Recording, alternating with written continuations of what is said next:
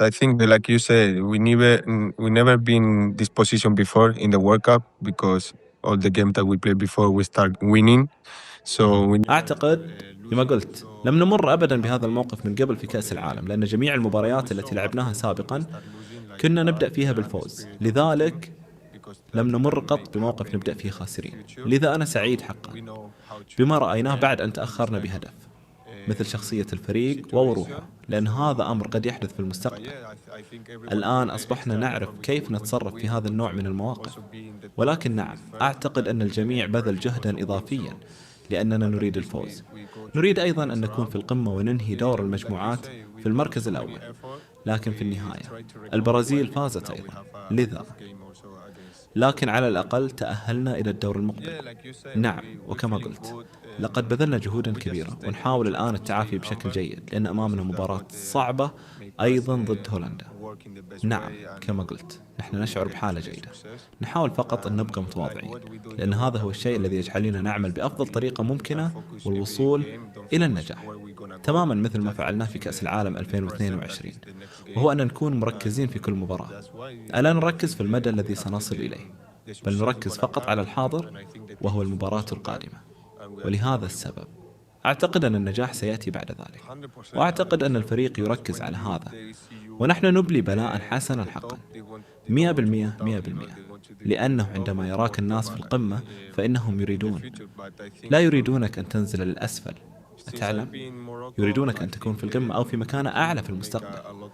لكني أعتقد منذ أن بدأت اللعب مع المغرب أن الملك يبذل جهودا كبيرة من أجل كرة القدم المغربية، وأعتقد أيضا، بل أنا متأكد، أن الرئيس لقجع يبذل جهودا هائلة لتسهيل الأمور وتقديم الكثير من الإمكانيات لكرة القدم المغربية. لذلك كان من السهل علينا تقديم أفضل ما لدينا، ونريد أن نشكر كلاهما، لأنه لولا مساعدتهما أعتقد أن كرة القدم المغربية لم تكن لتصل إلى هذا النجاح، ولم يكن الناس ليتحدثوا الآن بالطريقة التي يتحدثون بها عن المنتخب الوطني المغربي. إذن كما تعلم الأمر يتعلق فقط بالاستمرار، وكما قلت التركيز على الحاضر وتقديم أفضل ما لدينا، وجعل كل المغاربة فخورين، وكل العرب أيضا. نعم بالتأكيد، لأنني أشعر بدعمهم لنا أيضا تماما كما حدث في كأس العالم 2022. أعتقد الآن أن الجميع، وليس فقط المنتخبات العربية بل المنتخبات الأفريقية أيضا، كما تعلم إنهم يحاولون في بعض الأحيان التقليل من شأن المنتخبات الأفريقية، وكأنها غير مستعدة أو غير قادرة على تحقيق شيء كبير. ولكن في الوقت الحالي أعتقد أنه من بين 9 منتخبات وطنية تأهلت 7 إلى الدور المقبل، وهذا إنجاز كبير.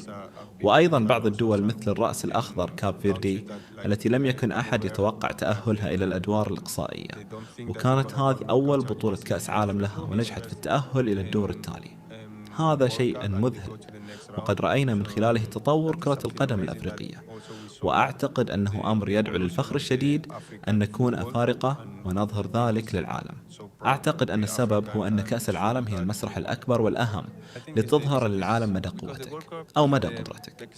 وأيضا الكثير من الفرق تتابع هذا النوع من المباريات لأنها قد تتعاقد مع لاعب جديد، لذا فهي منصة كبيرة لنا لنظهر هويتنا وكيف يمكن للاعبين اللعب في أعلى المستويات.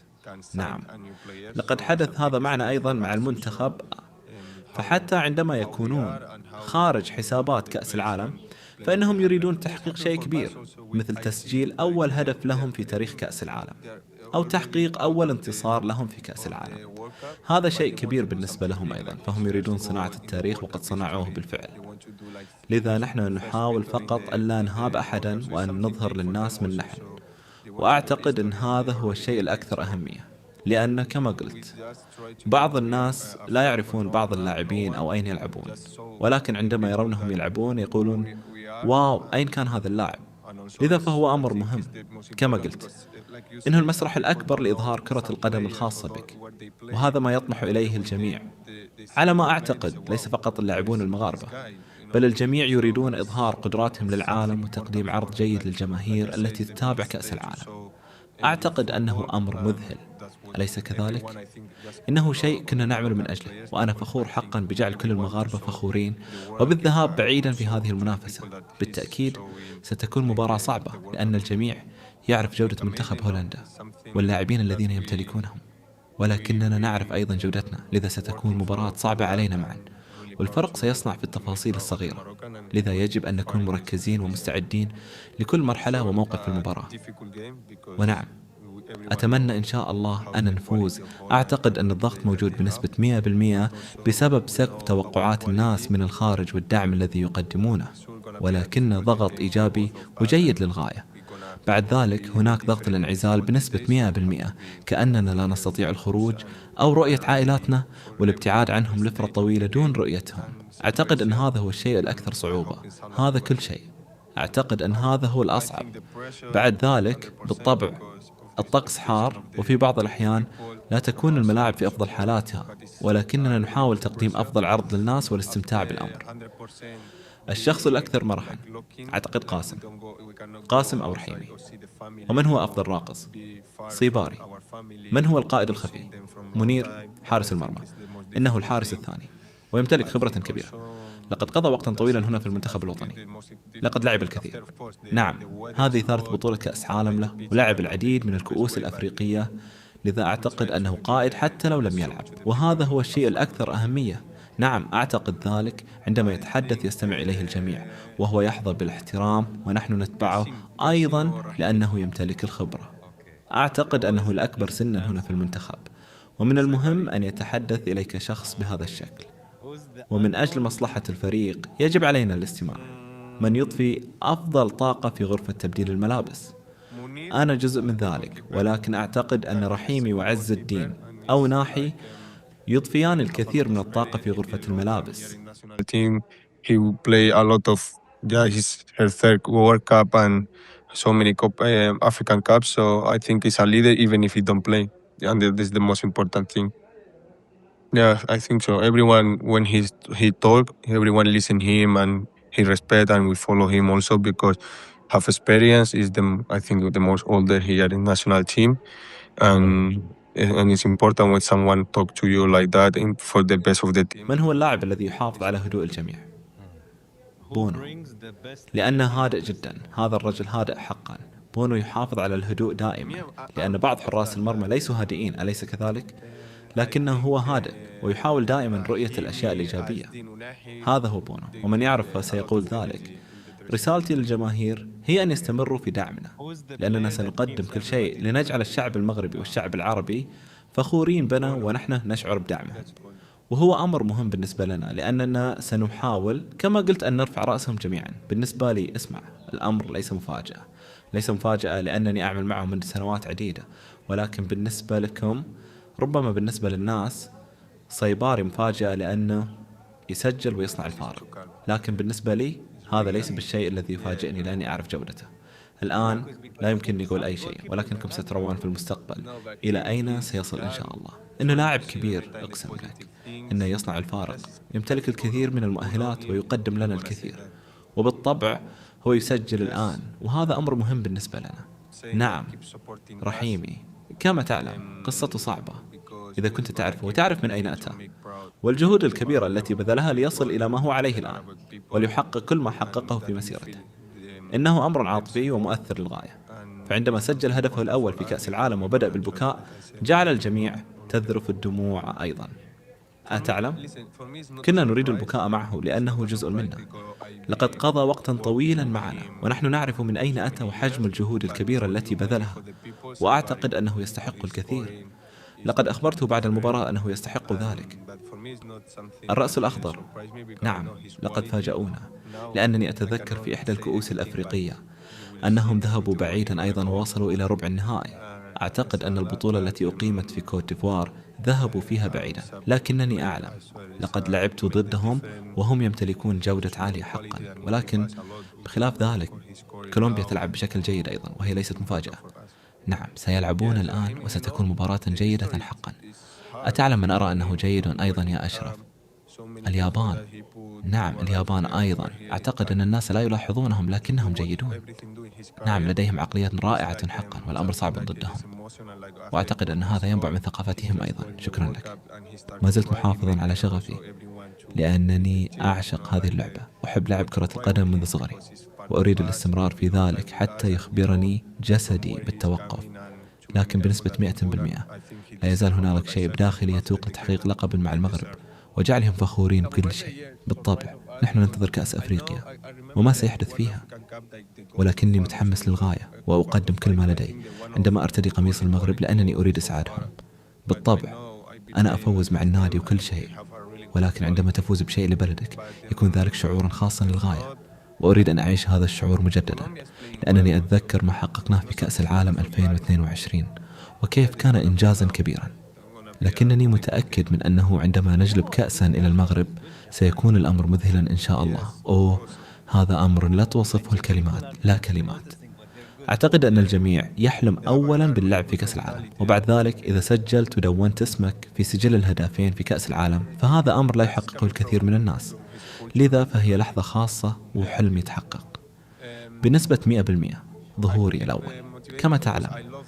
كيف أقول مباراتي الأولى في عالم الاحتراف عندما كنت في ريال مدريد؟ بالطبع لأنه شيء تعمل بجد من أجله، واللعب في البرنابيو ذلك المسرح الكبير وفي أول مباراة لي كمحترف كان أمرا هاما للغاية. أو مباراتي الأولى مع المنتخب الوطني التي لعبتها ضد مالي، حيث وضعني المدرب في مركز مختلف لكني كنت أقاتل وأبذل قصارى جهدي. وبالطبع هدفي الأول كان في نفس المباراة، لذا فهي لحظة خاصة جدا. نعم كما قلت هذا أمر مهم للغاية، لأننا في بعض الأحيان نركز فقط على جودة اللاعبين البرازيليين، الإسبان أو الفرنسيين، لكني أعتقد أننا كأفارقة أو كعرب نلعب كثيرا في الشوارع، ونحن نعرف كرة قدم الشوارع التي تعتمد على الذكاء والأشياء والركائز الصغيرة والتفاصيل الدقيقة، لكن الفارق بيننا وبينهم أحيانا هو العقلية. ففي بعض الأحيان نكون كعرب كسالى بعض الشيء، وكذلك المغاربة يميلون إلى الشعور بالراحة والرضا سريعا. لكن ما يصنع الفارق هو، أعتقد إن شاء الله أنه أحد الأمثلة، فبالنظر إلى سنه وما حققه لا يزال يعمل ولا يزال يضحي بالكثير من الأشياء نراه. ويمكنني أن أرى على وسائل التواصل الاجتماعي أنه يقوم بعمل كبير في صالة الألعاب الرياضية الجيم، وأعتقد أنه يهتم بنظامه الغذائي، وهو شيء أحاول القيام به أيضا. لدي أخصائي محترف بجانبي يساعدني لأكون في كامل لياقتي في كل مباراة، ولأقدم أفضل ما لدي وأبدأ في التركيز على كامل المباراة، لأنه زي ما قلت التفاصيل الصغيرة هي ما يهم في هذا النوع من المنافسات. وكل ما زاد تركيزك أثناء المباراة زادت الخيارات المتاحة أمامك لتقديم مباراة كبيرة أو لتحقيق النجاح، وهذا ما أحاول فعله. أحاول الاعتناء بنفسي والحفاظ على صحتي وعقليتي لأكون مستعدا لكل السيناريوهات التي يمكن أن تحدث أثناء اللقاء. أعتقد أن الأمر يكمن في أننا نتمتع بأجواء جيدة ونمرح مع بعضنا البعض، نرقص ونضحك ونلعب ونحاول قضاء الوقت معا في لعب بعض ألعاب الورق، الكارطة والاستمتاع. أعتقد أن هذا هو الشيء الأكثر أهمية، لأننا نشعر كأننا عائلة واحدة. كما قلت لقد حققت الكثير من الأحلام، ولكن الحلم الذي ما زلت أنتظره هو تحقيق شيء لبلدي، الفوز ببطولة كبرى أو جعلهم فخورين وجلب الكأس إلى المغرب. هذا هو النجاح الأكبر الذي يمكنني تحقيقه، وأتمنى يوما ما أن أقدم كل ما لدي لأجعلهم فخورين ولأحقق حلمي أيضا. He do so many work in the gym, and I think he take care of the how he eats. So I'm something that also I try to do. I have a professional next to me that he helped me to be fit every game, to give my best, and to start to focus in the all the game, because like I said, the small data is counting this kind of competition, and more focus you be in during the game, more options you have to do a big game or be success. And that's what I try. I try to take care of myself, healthy and mentality, to be ready for all the things can happen during the game. I think it's just we are having good ambience, having fun between each other, dancing, laughing, playing, and trying to pass time together, playing some cards games and having fun. I think that's the most important, because we feel like we are a family. Like I say, I make a lot of dreams come true, but the one that I'm waiting for is something from my country, winning something big or making them proud, bringing some trophy. That is my big successful that I can do, and I hope one day I'm gonna give my best to make them proud and also come my dream too also. Well, that's حسناً، هذا لا كلمات توصفه، لا كلمات. أعتقد أننا قادرون على فعل ذلك، ولكننا نعلم أنه يجب علينا التركيز في كل مباراة. ستكون المهمة صعبة بنسبة 100%، ولكننا سنبذل قصارى جهدنا للذهاب بعيدا. ولم لا نفوز بكأس العالم يوما ما؟ سيكون أمرا مذهلا للمرة الأولى في التاريخ لمنتخب أفريقي، وأيضا في التاريخ المغربي. وأعتقد أن المدينة والبلاد ستصيبها حالة من الجنون. أود حقا رؤية ذلك يوما ما، وأن أكون أيضا كقائد للفريق أرفع الكأس عاليا. سيكون ذلك شيئا مميزا للغاية إن شاء الله.